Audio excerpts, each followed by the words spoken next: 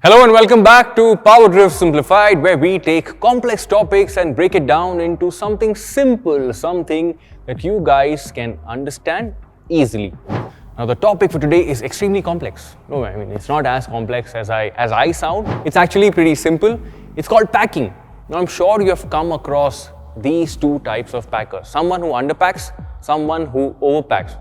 Obviously there are pros and cons to both these sides, and we'll understand them one by one. Let's take the underpacker as a starter. Now, the biggest con when it comes to underpacking is in the word itself. People who underpack don't carry a lot of stuff, which means for a 7-day trip, you're not carrying more than say 3 t-shirts, 1 pair of trousers. Might sound disgusting, but it's okay. I mean, people have survived for the longest time, and I know a few people who still maintain hygiene levels and also manage to survive the entire trip while being really light on packing. But the biggest pro that these guys have is just being light. I mean, adding weight definitely affects the dynamics of how a motorcycle behaves, not to like an insane extent, but to some extent. But the lighter you are on the motorcycle, the closer you are to the real experience. And I think the second biggest pro that an underpacker has is just the amount of luggage that you have to transport from the parking lot to your hotel room. And I know a lot of people who still travel solo and stay in places that are not too big on budget. And usually at these places, you don't have a lot of hotel staff that will help you carry that luggage. So the lighter you are in terms of packing, the easier it is to transport the luggage from your parking lot to the hotel room and back to your motorcycle the next day. In some ways, I've already spoken about a con when it comes to people who overpack. I am on that side, but I will tell you why I'm on that side. Now, the biggest con is the more weight you carry. One, the dynamics of the motorcycle are affected, especially when you're touring. And second, just the transport from your parking lot to the hotel room and back. That itself is sort of very, very annoying, especially when you have completed, say, 500 or 600 kilometers a day, and all you want to do is just go to your hotel room, have some food, take a nap and be prepared for the next day. But I also feel overpackers have a major advantage when you pack too many things. You see, I don't wait for problems to arise. I don't want problems to arise, and in case something like this happens, I want to stay well prepared.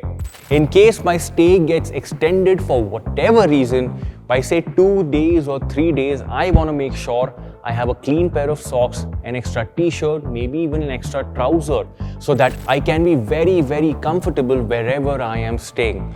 And somewhere in the middle are people who overpack, but they also do it efficiently. I've seen colleagues of mine who roll their t-shirts in a particular way so that there is more space to carry some more things.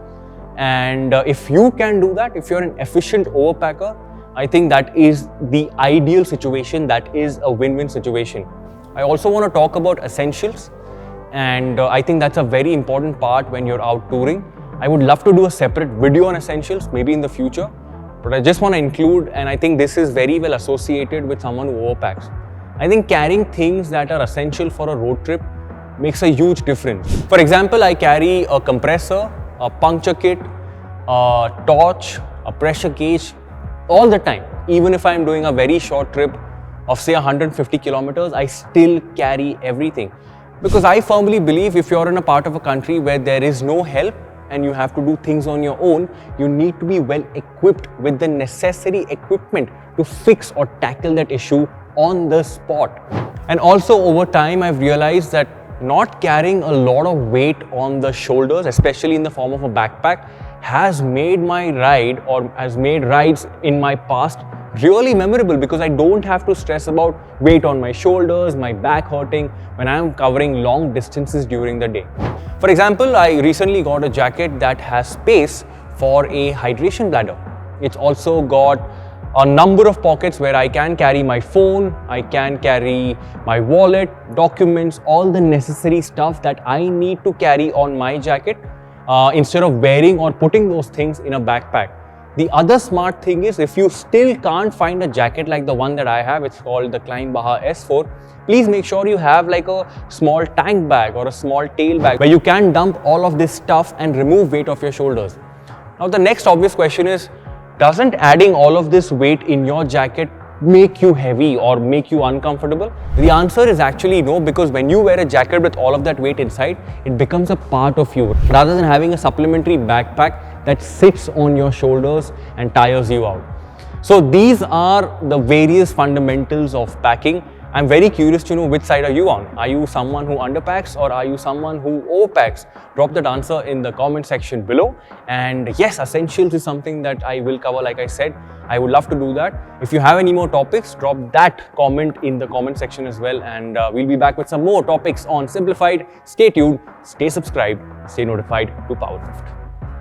And I know a few people who still maintain hygiene levels and also manage to survive the entire trip while being really packed on lighting. Very light on packing, sorry.